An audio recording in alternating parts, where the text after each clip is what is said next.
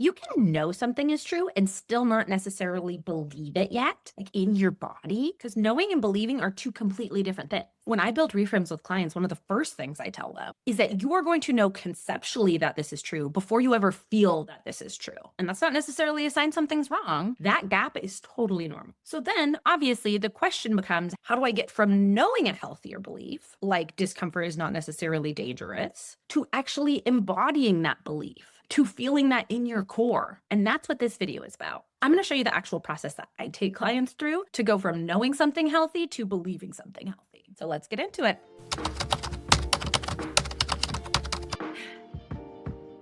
Hi, I'm Chris. I'm a career and mindset coach. And for the last 9 years, I've worked with driven, capable people who look successful on the outside and yet feel stuck, disconnected, or burned out on the inside. And if you've been watching this series, you already have a good foundation for this mindset work. You know how to spot limiting beliefs. You know why reframes are so much better than affirmations. And you might even have a list of some things that are reframes you want to adopt. But this video is about what makes that work actually stick. Because here is the problem. Often when people are at this stage, they've gone through the process to identify and unpack their unhealthy head trash. They've built out reframes as a result of those things. And now they're at this stage where they can look at those healthier beliefs and say, yeah, no, I get it. That's true. But they don't actually feel in their body as if that's true. They go to a family event or something stressful happens at work and their old head trash shows up and it feels like nothing's ever changed. And there's a very real temptation in this phase to feel as if you are starting over, like you're just as deep in the unhealthy ways of thinking as you always were. But that's not what's actually happening here. A more accurate picture is your brain has identified the healthier belief, and your body and nervous system is just now trying to catch up with acting as if that's true. This reframe is a belief you're in the process of building. Of course, you do not believe it yet. You literally just got it down on paper. It still feels uncomfortable. This gap, all it is a sign that you are still within the working phase. That's it. And ultimately, the thing that takes you from knowing a healthier belief to actually operating as if it is true is evidence. So let's talk about the proof doc. What I call a proof doc is something that I've developed with my client so that they can review their healthier reframes regularly and start to believe those things. And it essentially rests on this idea of the mental balance sheet that we talked about a few videos ago. So remember, as we said, our brain operates off of proof. And if we have tons of years of proof of an unhealthy belief, it's going to take a heck of a lot of proof to try and right those scales and make you stop believing that thing and make you start believing the healthier thing. This is neuroplasticity in practice. Repeated exposure to new evidence is quite literally how your brain forms neural pathways. And so the proof doc gives us something to use as evidence. So here's exactly what that is. It is a running document. With my clients, most often it's in Google Docs, but you can put it in your phone, your notes app, wherever you will actually go back to it, where you gather all your reframes together and start adding proof that those reframes are true. Not inspiration or journaling or fluffy things, cold, hard evidence, specific examples and instances that are starting to right the scales. So let's give a visual.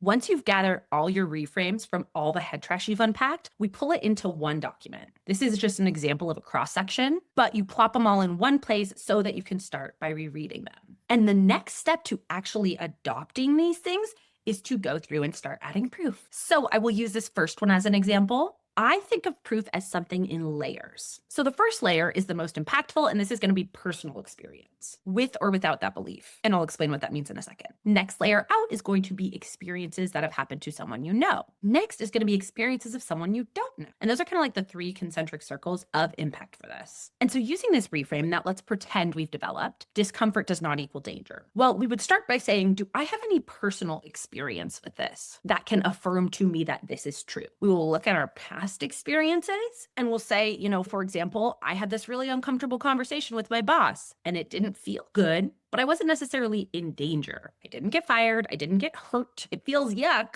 but it is safe. So maybe we'd use that as a personal example here. And we would want to give the specific details. So like I had X tricky conversation with Megan, we'll say, and it felt bad, but I was okay. That is a great example of a personal experience with discomfort does not equal dangerous. Now, when I say without, that's typically used more in situations where it's hard to find proof of like you having practiced it before. So an example I would use for this is success means different things to different people. To me, it is about work that aligns with my values, blah, blah, blah. We would fill this out. Well, maybe I don't have personal experience of doing something that's aligned to my values that then feels successful. But I certainly have experience not practicing this and it not making me feel like I want it to feel. So proof here might look like saying, I tried making my career about prestige and I still didn't feel fulfilled like I hoped. That would be a perfect example of here's a time that I didn't practice this thing. It still didn't work. Going a layer deeper, if we don't have anything personal, we would always go the next ring out and say, oh yeah, X, Y, and Z friend, Sally, puts herself out there all the time, or whatever you want to say here. Or maybe it's an example of saying Sam has awful boundaries and people don't actually respect her more. And then the third layer of proof is someone who you don't know. So this could be the Oprahs of the world, or like someone who is famous and you have no personal relationship with. Well, maybe it's like, X, Y, and Z celeb, always is vulnerable and it's okay. These people, obviously, we don't know. And so these are the least impactful when it comes to proof, but they still totally work. If we don't have anything else, we want to focus on this level of proof. Those are the layers you want to add. So you start by grabbing your reframe document, going through and adding as much of the past examples as you can pull from your memory. Those are your kind of foundational entries. And then the part that makes this a practice rather than a one-time exercise is you keep coming back.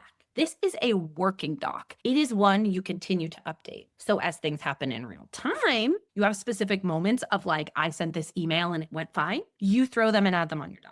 A moment, a sentence, this doc continues to grow and you continue to add proof to these reframes. So eventually they start to outweigh the head trash that was once in its place. You see how that works? The key word that I want you to think about when you're making this is specific. Vague proof does not necessarily hold up when it comes to changing how we feel about things or embodying these beliefs. So if you say, I've set boundaries before and it was fine, yeah, that works. But what is much stronger is, oh, last Tuesday I left at 5:30 and no one jumped up and screamed at me and the world didn't implode. That is a much stronger example. Because again, your brain updates off of proof. So that is the practice. That is the exercise. Start a document, write out all of your healthier reframes in one place, start reading through them daily, start adding proof to those reframes using the layers that I talked about, and then keep adding proof as you go, as you practice this day to day. Simple.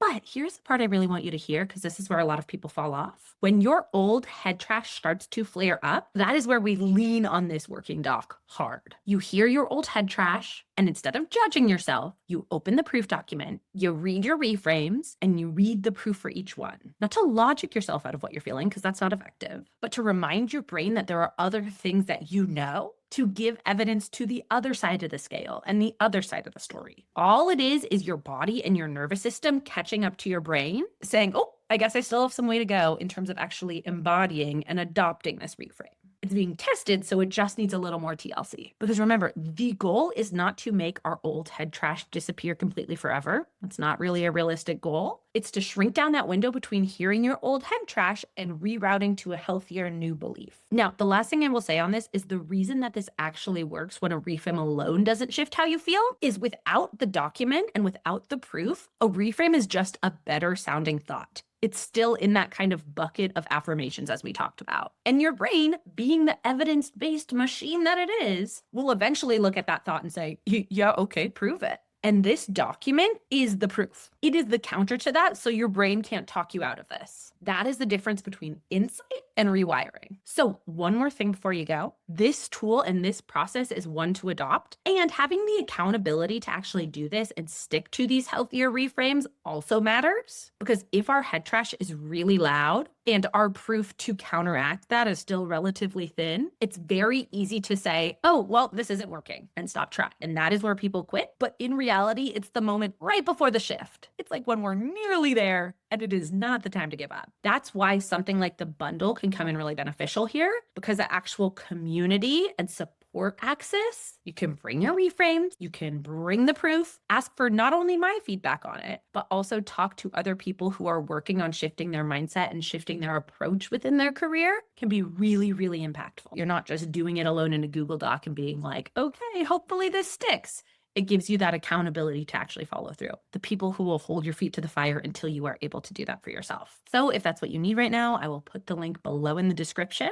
And if you are at this stage, knowing a healthier belief, but not quite reaching for it yet, that is not a sign that things aren't changing. It's just a sign that you need some infrastructure, and now you have it. So start your document this week, get your reframes on paper, start adding proof to that, and tell me in the comments the impact you see from reading those through every day and starting to add proof. I would truly love to see it. Next week, I'm going to talk about what happens when this work starts to settle, because a lot of people get to this point where they realize, oh, I've been so focused on letting go of what I should think and quieting all the external noise and expectation that now there is a void, and I don't necessarily know who I am without those external things. And it might feel like a crisis, but it is not one. It's actually just the next step of the framework. So be sure to come back for that one. In the meantime, like, comment, and subscribe, and I'll see you then. Bye.